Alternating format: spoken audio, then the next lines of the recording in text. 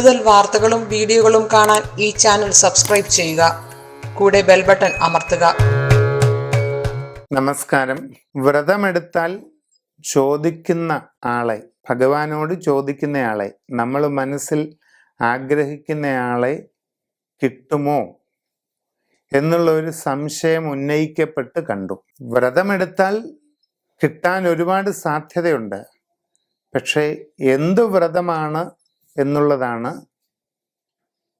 അതിൻ്റെ പ്രാധാന്യം.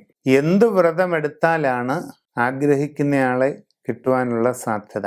വെള്ളിയാഴ്ച വ്രതം എടുത്ത് കാർത്യായനി പൂജ എന്ന് പറഞ്ഞൊരു പൂജയുണ്ട്. പണ്ട് രുക്മിണി ശ്രീകൃഷ്ണനെ ഭർത്താവായി ലഭിക്കുന്നതിന് 12 വെള്ളിയാഴ്ചകളിൽ വ്രതമനുഷ്ഠിച്ച് കാർത്യായനി പൂജ ചെയ്തതായിട്ട് ഗ്രന്ഥങ്ങളിൽ കാണുന്നുണ്ട്.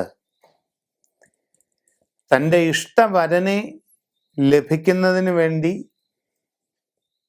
വൃന്ദാവനത്തിലെ ഗോപസ്ത്രീകളും അതോടൊപ്പം മറ്റ് പല പ്രമുഖ പുരാണ മഹിളാരത്നങ്ങളുമെല്ലാം അനുഷ്ഠിച്ചതായി പറയപ്പെടുന്ന സുപ്രധാനമായ ഒരു വ്രതമാണ് കാർത്യായനി പൂജയും വെള്ളിയാഴ്ച വ്രതവും. ഇത് വെള്ളിയാഴ്ച വ്രതം വിധിപ്രകാരം എടുക്കണം.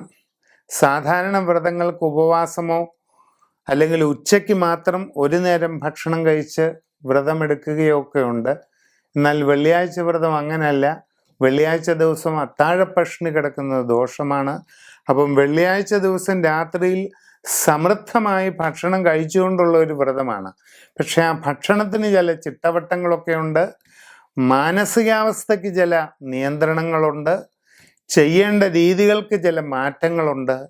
വെള്ളിയാഴ്ച വ്രതം വളരെ ഭംഗിയായി എടുത്ത് കാർത്യായനി ദേവിയെ പൂജിച്ച് ഉപാസിച്ചാൽ തീർച്ചയായിട്ടും നിങ്ങൾ ആഗ്രഹിക്കുന്നയാളെ കിട്ടുക തന്നെ ചെയ്യും. ഒരു സംശയവും വേണ്ട.